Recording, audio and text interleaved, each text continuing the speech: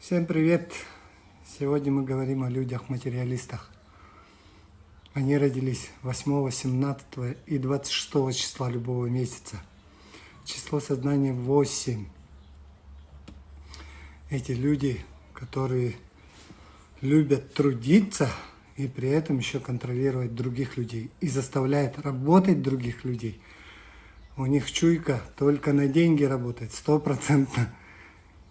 И если есть результат за деньги, они там будут трудиться. Но если они там не видят денег, то они там не будут трудиться. Еще это кармические люди. Они являются инструментом Творца в этой жизни. Если ваши действия правильные, то восьмерка приведет вас к успеху. Если ваши действия неправильные, то Творец через него все отберет.